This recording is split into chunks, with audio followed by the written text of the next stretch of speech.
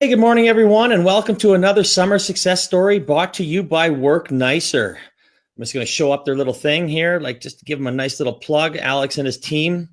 They have two Calgary locations, Roxbury and Stephen Avenue, and one opening soon in Edmonton. We will be giving away a 3-month membership, and all you have to do is engage in the conversation live or any of the social media platforms after. So thank you very much to Work Nicer. My name is Jade Alberts, and I'm a business strategist that focuses on rejuvenating, re-energizing small business. My motto is telling it like it is, and I love talking marketing. I love talking strategy. So if you ever want a coffee, just hit me up and away we go. Today's summer success story is Glacier. They are an exclusive higher education marketing company, and Matt Diteljan is the founder. Matt, thank you for joining me. How are you? Hey, good to be here. I'm doing really well. Doing really well, Jade. Oh, good, good. I know we went for lunch a few months ago, maybe 2 or 3 months ago, and I know you're a big biker. So how's that been going this year? It's been going pretty good. I mean, I never get out enough on my bike as much as I want to, but I've got a couple rides scheduled for this week and hopefully get some more night rides in the future. But so far, so good. Can't complain. Oh, yes, isn't that the true? We're in the biking country, and it's a short season for us, unfortunately. Yeah, I know. I know. I'll give a brief introduction here of Matt. Matt graduated from the University of Calgary with a bachelor's degree in commerce in 2012. Well, in his last year, Matt started Glacier with a vision of growing into a large media company someday. Over the next 2 years, Glacier would grow to partner with hundreds of high schools across Canada to promote different universities and colleges on their walls. Fast forward to today, Glacier is now an international company with dozens of employees and close to 1,000 high school partners and growing very rapidly. So I guess my question is, as I like starting it off, I mean, you're in university, all of a sudden, your entrepreneur just kicks in. Why did you come up with Glacier and how did you come up with it? Yeah, I get this question asked quite often, and I wish there was some big epiphany or some kind of really cool story behind it. But honestly, I think the real reason was I was graduating at a time when uh, I honestly don't think I was that employable for whatever reason. I just didn't want to get a job, and I don't think anyone would give me a job anyway. So with my business partner at the time, we basically ran through this laundry list of ideas of what's the company that we could start, and we had this like criteria that we used to decide which company we wanted, because we knew we wanted to start a company, but we didn't know what kind. And then we basically decided like what's a company we could start with very little startup cash, because no one would have given us money at the time. Two bright-eyed and bushy-tailed, stupid students, no one would give us money. So we came with this idea to basically build a company where we secured hard to get advertising space, and then all that focused around students, and then we'd sell it to different groups that we thought would be a really good fit for it. Um, and then that idea kind of evolved to where we were like, okay, no one's going after the high school demographic, so we think we can do it. And we just found that there's this big opening where universities and colleges really want to market to high school kids, and then high schools love it because higher education is a great thing, and even if you're not going to university, there's trade school, there's polytechnics, there's colleges with 2-year programs. It's just really good for kids, so the high schools really wanted it. So we found this like really natural fit where universities and colleges wanted to advertise to high school kids, and the high schools really liked what we were doing. So we just kind of filled in the gap there, and grew that across Canada over the next 2 years while we were in school. Oh, I mean, that's awesome. I mean, especially when, someone like yourself thinks of an idea like that, trying to finish school, starting a business. I mean, that is just outstanding. I'm envious of that. But I'm sure you had some struggles at the beginning. How did you overcome? How did you overcome them?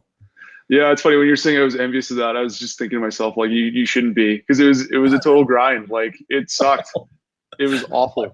The first 2 years were terrible. It was because I mean, when I graduated, it was funny because it was 2012, so the economy was still doing quite well, especially in Calgary. With oil and gas, it was doing quite well. So my friends were graduating, getting these 6-figure salaries, straight out of school, and then I'm paying myself $700 a month. I don't even know if I was getting that. It might have even been like 500, 300 or something. And I had to move back into my parents' basement. And, it was just waking up every morning and just cold calling for hours. Both my partner and I, we both did that for just hours and getting rejection after rejection. And because it was a double-ended market too, we needed the high schools and we also needed the universities and colleges. We had to cold call everyone. So literally you're getting rejected on both ends for like 2 years straight. You're seeing your friends get all these, high paying jobs, whatever. And it was just like a 2-year grind. It was awful. I would never want to go through it again, but I'm glad I did because it worked out incredibly well. And, once you got the momentum, we just kept growing. But yeah, those early years were really, really tough.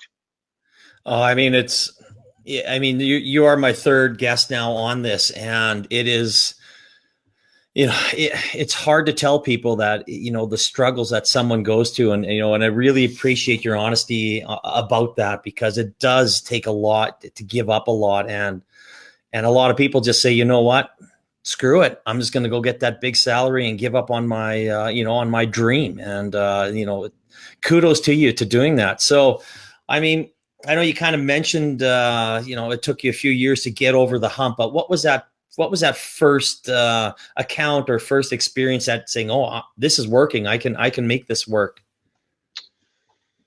What was the first time when we thought it was working? I think it was probably 2 or 3 years ago where, you start seeing the bank account balance in the company get to a certain level and you're like, whoa, we've got a lot of cash now in the company. This is kind of cool.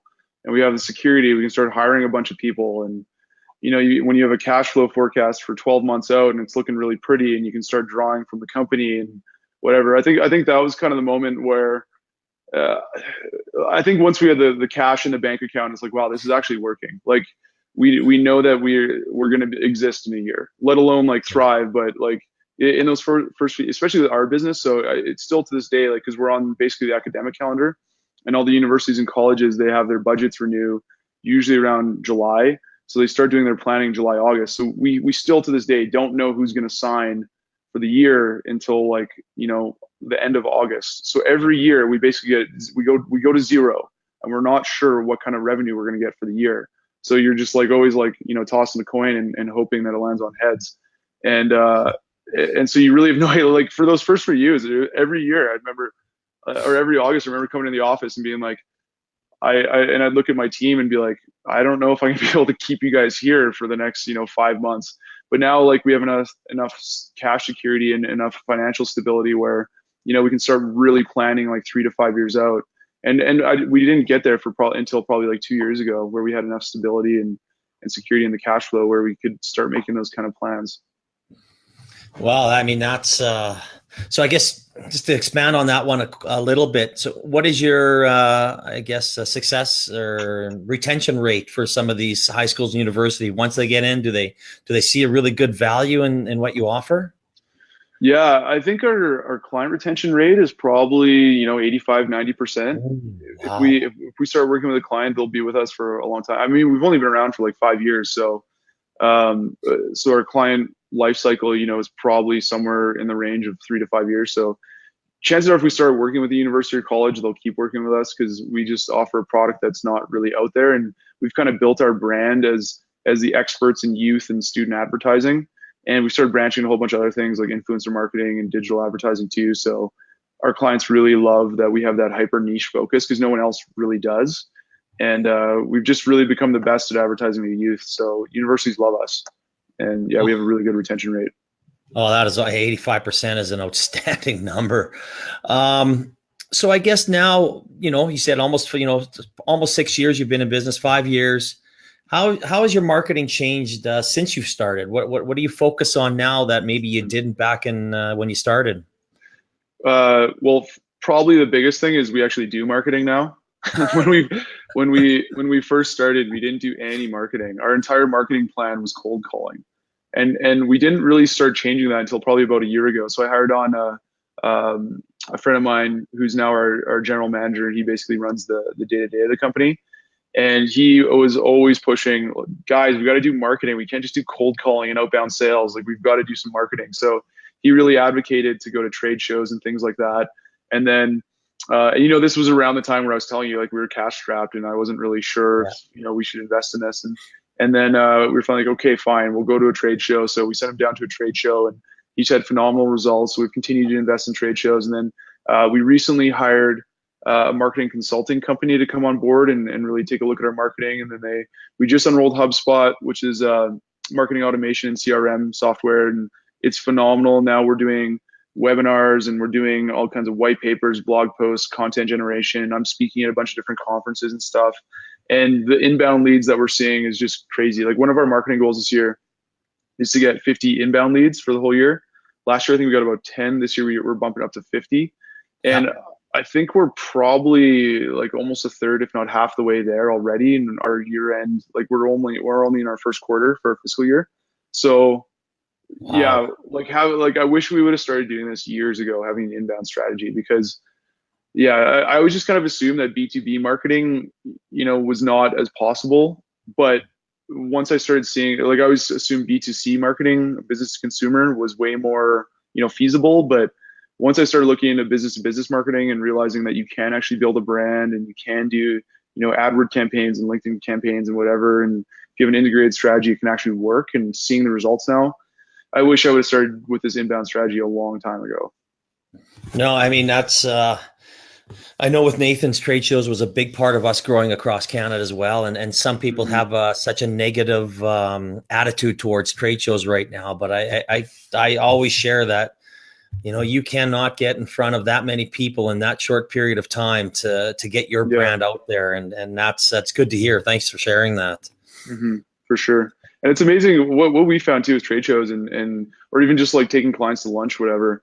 It's just remarkable how much more likely you are to get a call returned or an email responded to if they like talk to you in person. That's assuming you're a likable person and they actually liked you. If they, if you didn't wear deodorant that day and you smell bad, then they're probably not going to respond to your phone call. But like, once you meet with them in person at a trade show or anything, like, they're going to return your phone call. It's remarkable. So yeah, I don't know. As our world gets more and more digital, I still don't think there's anything that replaces the face-to-face yet. Maybe virtual reality will get there someday. I don't know. But right now, like, the face-to-face, there's just no replacing it. Oh, that is so true. I preach that all the time. And when I had Eric on, he just, he stresses that so much. And I know Eric Terramonde as well, but it's just something that, people buy from people. And no matter what changes in this world, if you're not out there and doing your face-to-face, and we're losing that digital, that human-to-human contact in today's world, it is so important to get out there and get in front of your clients, pick up the phone. Don't just send them emails, do a webinar with them. Like, you just have to have that face-to-face contact. And that is outstanding point. Thanks, Matt. Couldn't agree more. What is, I guess now, I mean, now you're thriving, you're hiring everybody, you're moving up in the world, you're traveling all over, you're hitting universities all over the States and international. So what's next for Glacier? The big thing, we've got a couple, I mean, with the high school advertising product, we'll continue growing that. Like, we're spanning across the US right now, and we'll continue doing that. That's going to be a big source of our growth. But another thing, which we just started a number of months ago, which I'm super excited about, is we started our own influencer division with micro influencers. So the idea was kind of conceived where we were like, man, what if we found the most influential student at every single high school across Canada and got them to be brand ambassadors for us? Because you can basically trace back trends in a high school or a smaller community like that to one or two people. And so we're like, what if we found those like one or two people at each school and got them under our banner and got them to help us promote different clients? So we did that, and we basically found now the most popular teenagers across the country, and also we're starting to expand that in the US, and we're starting to work with different brands on helping them promote. So we worked with the Calgary Flames and a bunch of their different brands like the Hitmen, Roughnecks, and also the Stampeders, and we've had tremendous success.